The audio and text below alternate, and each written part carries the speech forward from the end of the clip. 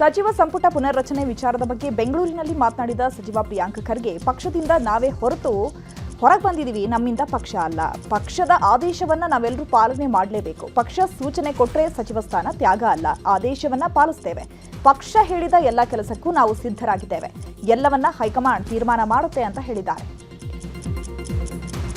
ಈಗ ಎಲ್ಲ senior MLAs ಇರ್ಬೋದು, ಮಂತ್ರಿಗಳಿರ್ಬೋದು, ಎವ್ರಿಬಡಿ ಪಾರ್ಟಿ ಏನು ಹೇಳುತ್ತೆ ಅದನ್ನು ನಾವು ಮಾಡ್ಕೊಂಡು ಬರ್ತೀವಿ. ನಾಳೆ ಇಲ್ಲಪ್ಪ ಇದೆಲ್ಲ ಸಾಕಾಗಿದೆ, ನೀವೆಲ್ಲ ಪಕ್ಷದ ಚಟುವಟಿಕೆಗಳಿಗೆ ಇಳಿರಿ ಅಂದರೆ ಎಲ್ಲರೂ ಇಳಿಬೇಕಾಗುತ್ತೆ.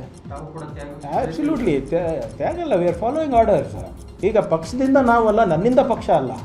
ಪಕ್ಷದ ಕೆಲಸ ಮಾಡು ಅಂದಾಗ ಇಲ್ಲ ಅನ್ನೋಕ್ಕಾಗುತ್ತಾ? No, everybody has to follow. ಅದು ನಾನಿರ್ಬೋದು, ದಿನೇಶ್ ಅವರು ಇರ್ಬೋದು, ಬೈರೇಗೌಡರು ಇರ್ಬೋದು, ಎಲ್ಲರೂ ಕೂಡ ಪಕ್ಷ ಏನು ಹೇಳುತ್ತೆ ಎಲ್ಲದಕ್ಕೂ ನಾವು ಸಿದ್ಧರಿದ್ದೇವೆ. ನಾಳೆ ಹೋಗಿ ನೀನು ಚಿತ್ತಾಪುರ ಬೇಡಪ್ಪ, ನೀನು ಹೋಗಿ ಇಲ್ಲಿ ಉತ್ತರ ಕನ್ನಡದಲ್ಲಿ ನೀನು ಉಸ್ತುವಾರಿ ಕೊಡ್ತಾಯಿದ್ದೀವಿ, ಅಲ್ಲಿ ಹೋಗಿ ಕೆಲಸ ಮಾಡು ಅಂದರೆ ಕೆಲಸ ಮಾಡಲೇಬೇಕಾಗುತ್ತೆ.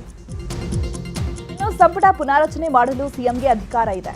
ಸಿಎಂ, ಕೆಪಿಸಿಸಿ ಅಧ್ಯಕ್ಷರು, ಹೈಕಮಾಂಡ್ ಯಾವುದೇ ನಿರ್ಧಾರ ಕೈಗೊಂಡರೂ ನಾವು ಅದಕ್ಕೆ ಬದ್ಧರಾಗಿದ್ದೇವೆ ಅಂತ ಹೇಳಿದ್ದಾರೆ.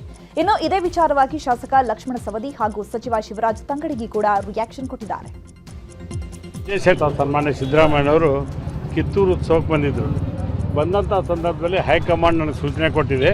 2 ವರ್ಷಕ್ಕೆ ಸಂಪುಟ ವಿಸ್ತರಣೆಯನ್ನು ಮಾಡಬೇಕು ಅಂತಕೊಂಡು ಹೇಳಿ ಈಗಾಗಲೇ ನನಗೆ ನಿರ್ದೇಶನ ನೀಡ್ಯಾರ ಅಂತ ಹೇಳಿ, ಮತ್ತು KPCC ಅಧ್ಯಕ್ಷರು ಮಾನ್ಯ ಮುಖ್ಯಮಂತ್ರಿಗಳು ಏನು ತೀರ್ಮಾನ ತಗೋತಾರೆ ಆ ತೀರ್ಮಾನಕ್ಕೆ ನಾವೆಲ್ಲ ಶಾಸಕರು ಬದ್ಧ ಅನ್ನುವಂಥ ಮಾತನ್ನು ಹೇಳಿದೆ. ಅಲ್ಲ, ಪದೇ ಪದೇ ನಾ ಮಂತ್ರಿ ಹಾಕಿರ ಅಂತ ಹೇಳೋದು ನನಗೂ ಸರಿ ಅನ್ಸಂಗಿಲ್ಲ. ಹೈಕಮಾಂಡ್ ಈಗಾಗಲೇ ಸೂಚನೆ ಕೊಟ್ಟಿದೆ, ನೀವು ಯಾರು ಹೆಚ್ಚು ಮಾತಾಡಬೇಡ್ರಿ, ನಾವು ಯಾರ್ಯಾರು ಏನು ಕೆಲಸ ಮಾಡ್ತೀರಿ, ಹಂಗೆ ನಿಮ್ಮ ವಿವರಗಳನ್ನು ತೆಗೆದುಕೊಂಡು ನಾವು ತೀರ್ಮಾನ ಮಾಡ್ತೇವೆ. ಹೈಕಮಾಂಡ್ ನಿರ್ಧಾರಕ್ಕೆ ನಾವು ಬದ್ಧರಾಗಿರ್ತೀವಿ. ನನ್ನ ಗುರಿ ಇರ್ತಕ್ಕಂಥದ್ದು 2028ಕ್ಕೆ ನಾವು ಮತ್ತೆ ಶಾಸಕರಾಗಬೇಕು, ನಮ್ಮ ಸರ್ಕಾರ ಬರಬೇಕು ಅನ್ನೋಂಥ ಗುರಿ ಇಟ್ಕೋಬೇಕು ಹೊರತ ಬೇರೆ ವಿಚಾರ ಏನೂ ಇಲ್ಲ. ಅವರವ್ರ ವೈಯಕ್ತಿಕ ಅಭಿಪ್ರಾಯಗಳು ಹೇಳಲಿಕ್ಕೆ ಏನು ತಪ್ಪಿಲ್ಲ, ಹೇಳ್ಬೋದು. ಆದರೆ ಏನೇ ಇದ್ದರೂ ಸಹಿತ ನ್ಯಾಷನಲ್ ಪಾರ್ಟಿಗಳು ಅದು ನ್ಯಾಷನಲ್ ಲೆವೆಲ್ದಲ್ಲೇ ಡಿಸೈಡ್ ಆಗುತ್ತೆ. ಯಾರ ನೇತೃತ್ವ, ಯಾರ ಮುಖ್ಯಮಂತ್ರಿ, ಯಾರ ನೇತೃತ್ವದಲ್ಲಿ ಹೋಗಬೇಕು ಅನ್ನೋದು ತೀರ್ಮಾನ ಮಾಡೋದು ಹೈಕಮಾಂಡ್ ಏನು ಹೇಳುತ್ತೆ ಅದಕ್ಕೆ ನಾವೆಲ್ಲರೂ ಕೂಡ ತಲೆಬಾಗ್ತೀವಿ. ಅದು ಮುಂದುವರೆದು ಸಂಪೂರ್ಣ ವಿಸ್ತರಣೆ ಆಗೋ ಸಾಧ್ಯತೆ ಇದೆ. ಮುಖ್ಯಮಂತ್ರಿಗಳೇ ಹೇಳಿದಾರಲ್ಲ, ನಿನ್ನ ಬೆಳಗಾಂದಲ್ಲಿ ಹೇಳಿದ್ದಾರೆ, ಪುನರ್ರಚನೆ ಮಾಡ್ತೀನಿ ಅಂತ ಹೇಳಿದ್ದಾರೆ. ಅದು ಮೊದಲು ಗೊತ್ತಿದ್ದದ್ದು ವಿಷಯ, ಈಗ ಅವರು ಓಪನ್ ಆಗಿ ಹೇಳಿದ್ದಾರೆ. ಆ ಸಂದರ್ಭ ಬರಲಿ, ಆವಾಗ ಅದ್ರ ಬಗ್ಗೆ ಪ್ರತಿಕ್ರಿಯೆ. ನಾನು ಯಾವಾಗಲೂ ಯಾವುದೂ ಕೇಳಿ ಪಡ್ಕೊಂಡಿರ್ತಕ್ಕಂಥದ್ದಲ್ಲ, ಬರುತ್ತೆ. ಅದು ಭಗವಂತನ ದಯಾ, ಅದು ಹೈಕಮಾಂಡದ ಇಚ್ಛೆ. ಅದರಿಂದ ಅವ್ರು ಏನು ಜವಾಬ್ದಾರಿ ಕೊಡ್ತಾರೆ ಅದನ್ನು ನಿರ್ವಹಿಸ್ತಕ್ಕಂಥ ಕೆಲಸವನ್ನು ನಾವು ಮಾಡ್ತೀವಿ.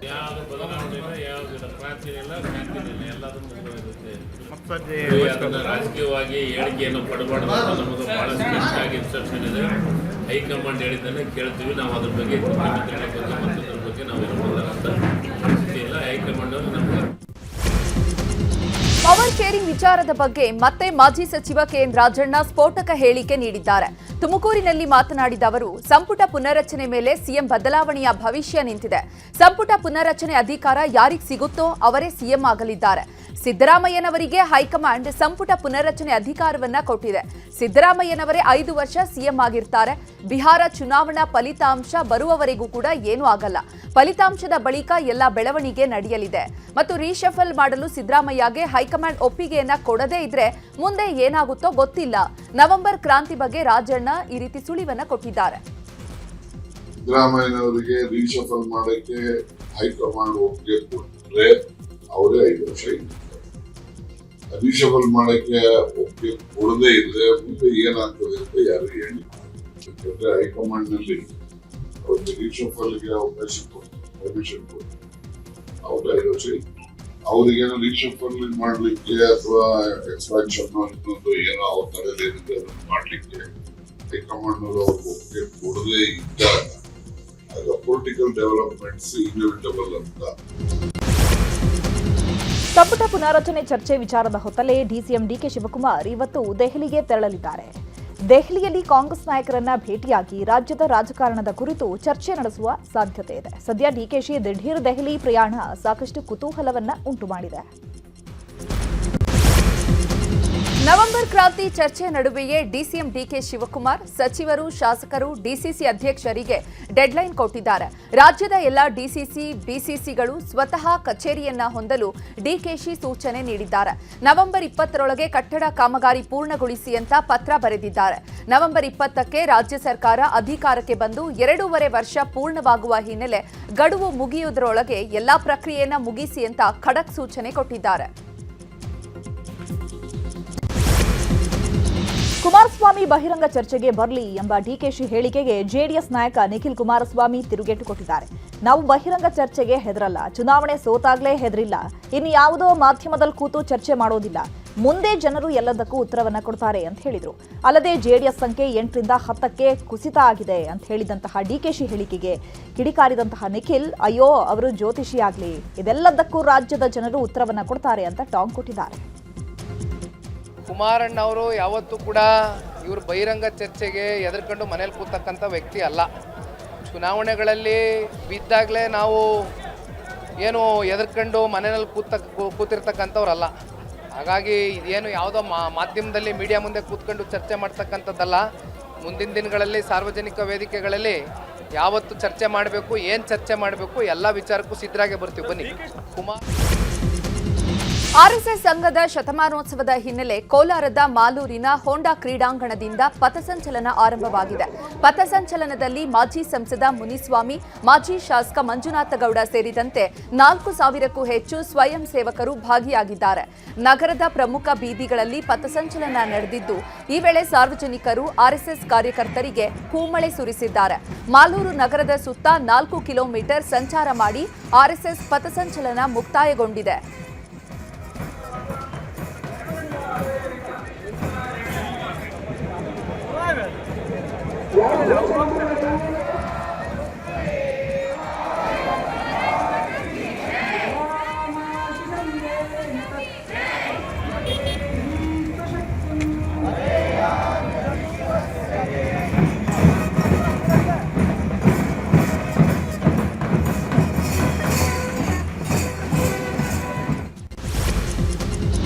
ಕಲ್ಲಡ್ಕ ಪ್ರಭಾಕರ್ ಭಟ್ ಯಾರು? ಕಾನೂನಿಗಿಂತ ಅವರು ದೊಡ್ಡವರ ಅಂತ ಸಚಿವ ಪ್ರಿಯಾಂಕ್ ಖರ್ಗೆ ವಾಗ್ದಾಳಿ ನಡೆಸಿದ್ದಾರೆ. ಬೆಂಗಳೂರಿನಲ್ಲಿ ಮಾತನಾಡಿದ ಅವರು, ಇವರು ಆರ್ಎಸ್ಎಸ್ನಲ್ಲಿ ಮಾತನಾಡಿದಂತೆ ಸಾರ್ವಜನಿಕವಾಗಿ ಮಾತನಾಡೋಕೆ ಹೋದ್ರೆ ಆಗಲ್ಲ. ಕಲ್ಲಡ್ಕ ಅಲ್ಲ, ಅವರಪ್ಪ ಆದರೂ ಕಾನೂನು ಪ್ರಕಾರವೇ ನಡ್ಕೊಳ್ಬೇಕು. ಆರ್ಎಸ್ಎಸ್ ದೇವರಿಗಿಂತ ದೊಡ್ಡವರಾಗ್ಬಿಟ್ಟಿದ್ದಾರೆ. ಆರ್ಎಸ್ಎಸ್ಗೆ ದೇಣಿಗೆ ಕೊಡುವವರು ಯಾರು ಮಾಹಿತಿ ಕೊಡಬೇಕಲ್ವಾ? ದೇವಸ್ಥಾನದ ಹುಂಡಿಗೆ ಲೆಕ್ಕ ಇಡ್ತೇವೆ, ಅಂಥದ್ರಲ್ಲಿ ಇವರಿಗೆ ಎಲ್ಲಿಂದ ದೇಣಿಗೆ ಬರುತ್ತೆ ಅನ್ನೋದನ್ನ ತಿಳಿಸ್ಬೇಕಲ್ವಾ? ಹಾಗಾದ್ರೆ ಆರ್ಎಸ್ಎಸ್ ದೇವರಿಗಿಂತ ದೊಡ್ಡವರಾಗ್ಬಿಟ್ಟಿದ್ದಾರಾ ಅಂತ ಕಿಡಿಕಾರಿದ್ರು. ಕಲ್ಲಡ್ಕ ಪ್ರಭಾಕರ್ ಭಟ್ ಇದು ಅಬೌದಲ್ಲ, ಏನು ಸಂವಿಧಾನಕ್ಕಿಂತ ದೊಡ್ಡವರಾಗ್ಬಿಟ್ರಿ ಇವರೆಲ್ಲರೂ? ಮಾಡಲಿ ನೋಡೋಣ, ಕೋರ್ಟ್ ಪರ್ಮಿಷನ್ ಕೊಟ್ಟರೆ ಮಾಡಲಿ, ಬೇಡ ಅಂತ ಇಲ್ಲ. ವಿತೌಟ್ ಪರ್ಮಿಷನ್ ಮಾಡೋಕ್ಕೆ ಹೋದರೆ ನಾವೇನು ಸರ್ಕಾರದವ್ರೇನು ಕತೆ ಕಾಯ್ಕೊಂಡಿದ್ದೀವ? ಇವೆಲ್ಲ ಇಂಥ ಪ್ರಚೋದನೆಕಾರಿ ಹೇಳಿಕೆಗಳನ್ನು ಕೊಡೋದು ಬಿಟ್ಟು ಕಾನೂನು ಪಾಲನೆ ಮಾಡಿದ್ರೆ ಒಳ್ಳೆಯದು ಎಲ್ಲರಿಗೂ. ಶಾಖೆಗಳಲ್ಲಿ ಮಾತಾಡ್ದಂಗೆ ಪಬ್ಲಿಕ್ನಲ್ಲಿ ಮಾತಾಡಿದ್ರೆ ಕಾನೂನು ಪ್ರಕಾರ ಕ್ರಮ ತಗೋತೀವಿ. ಕಲ್ಲಡ್ಕ ಪ್ರಭಾಕರ್ ಇರ್ಬೋದು, ಅವ್ರ ಅಪ್ಪ ಇರ್ಬೋದು. Who is Kalladka Prabhakar Bhat? RSS ನೋಂದಣಿಯಾಗಿಲ್ಲ ಎಂಬ ಪ್ರಿಯಾಂಕ್ ಖರ್ಗೆ ಹೇಳಿಕೆಗೆ ಶಾಸಕ ಯತ್ನಾಳ್ ಟಾಂಗ್ ಕೊಟ್ಟಿದ್ದಾರೆ. ವಿಜಯಪುರದಲ್ಲಿ ಮಾತನಾಡಿದ ಅವರು, ಇವರೆಲ್ಲ ಭ್ರಷ್ಟಾಚಾರವನ್ನ ಮಾಡಿದ್ದಾರಲ್ಲ, ಅವೆಲ್ಲ ನೋಂದಣಿಯಾಗಿದ್ಯಾ? 100 ವರ್ಷದ ಹಿಂದೆ ರಿಜಿಸ್ಟರ್ ಯಾರು ಕೇಳಿದ್ರು? ಈಗ ಅವರು ಯಾಕೆ ಕೇಳೋಕೆ ಅವ್ರು ಯಾರು? ಇವರೇನ್ ಮಾಡ್ತಾರೋ ಮಾಡ್ಲಿ, 2 ವರ್ಷ ಹಾರಾಡ್ತಾರೆ, ಆಮೇಲೆ ನಾವೇ ಅಧಿಕಾರಕ್ಕೆ ಬರ್ತೀವಿ ಅಂತ ಹೇಳಿದ್ದಾರೆ.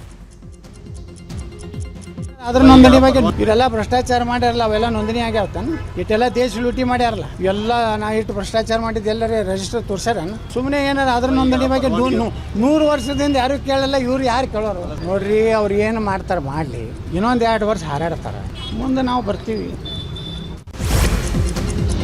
ದಕ್ಷಿಣ ಕನ್ನಡ ಜಿಲ್ಲೆಯ ಪುತ್ತೂರಿನಲ್ಲಿ ಹಿಂದೂ ಮುಸ್ಲಿಂ ಸಮುದಾಯದ ವಿರುದ್ಧ ಅವಹೇಳನಕಾರಿ ಹೇಳಿಕೆ ನೀಡಿದ ಹಿನ್ನೆಲೆ ಆರ್ಎಸ್ಎಸ್ ಮುಖಂಡ ಕಲ್ಲಡ್ಕ ಪ್ರಭಾಕರ್ ಭಟ್ ವಿರುದ್ಧ ಪ್ರಕರಣ ದಾಖಲಾಗಿದೆ.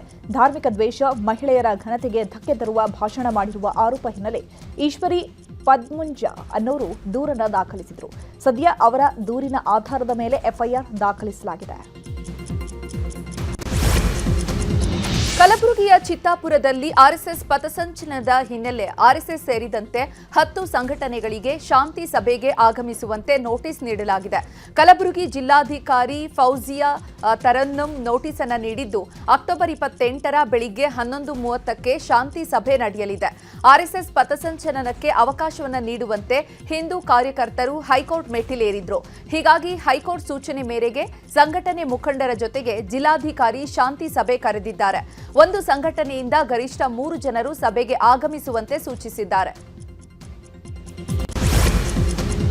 ಕನ್ನೇರಿ ಶ್ರೀಗಳಿಗೆ ವಿಜಯಪುರ ಜಿಲ್ಲೆ ಪ್ರವೇಶ ನಿರ್ಬಂಧ ವಿಚಾರದ ಬಗ್ಗೆ ವಿಜಯಪುರದಲ್ಲಿ ಶಾಸಕ ಬಸನಗೌಡ ಪಾಟೀಲ್ ಯತ್ನಾಳ್ ರಿಯಾಕ್ಷನ್ ಕೊಟ್ಟಿದ್ದು ಸಚಿವ ಎಂಬಿ ಪಾಟೀಲ್ ವಿರುದ್ಧ ವಾಗ್ದಾಳಿ ನಡೆಸಿದ್ದಾರೆ. ಎಂಬಿ ಪಾಟೀಲ್ ಹಿಂದೆ ಧರ್ಮ ಒಡೆಯುವ ಓರ್ವ ಇದ್ದಾನೆ, ಇನ್ನೊಬ್ಬ ಅಕ್ರಮವಾಗಿ ರೈತರ ಜಾಗ ಲಪಟಾಯಿಸುವವನಿದ್ದಾನೆ. ಇವರಿಬ್ಬರು ಎಂಬಿ ಪಾಟೀಲ್ರಿಗೆ ದೊಡ್ಡ ಸಮಸ್ಯೆಯಾಗಿದ್ದಾರೆ. ಜಿಲ್ಲೆಯಲ್ಲಿ ಆಗ್ತಾ ಇರುವ ಭೂ ಹಗರಣಗಳೆಲ್ಲವೂ ಎಂಬಿ ಪಾಟೀಲ್ ಶಿಷ್ಯರಿಂದಲೇ.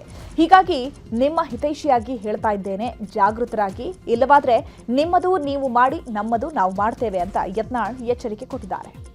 ನಿಮ್ಮ ಎಂಬಿ ಪಾಟೀಲ್ ಹೇಳ್ತಾರೆ ಕನ್ನೇರಿ ಮಠ ಸ್ವಾಮಿಗಳು ಕ್ಷಮೆ ಬೇಡಬೇಕು, ನಾನೇ ಕಾಲು ಹಿಡಿದು ಕರ್ಕೊಂಡು ಬರ್ತೇನೆ ಅಂತ ಹೇಳ್ಯಾರ ಇಲ್ರಿ. ಇವ್ರ ಕ್ಷಮೆ ಯಾಕೆ ಬಿಡ್ತಾರೆ? ಬಸವಣ್ಣನ ಚರಿತ್ರೆನೇ ಎಂಬಿ ಪಾಟೀಲ್ ಓದಿಲ್ಲ.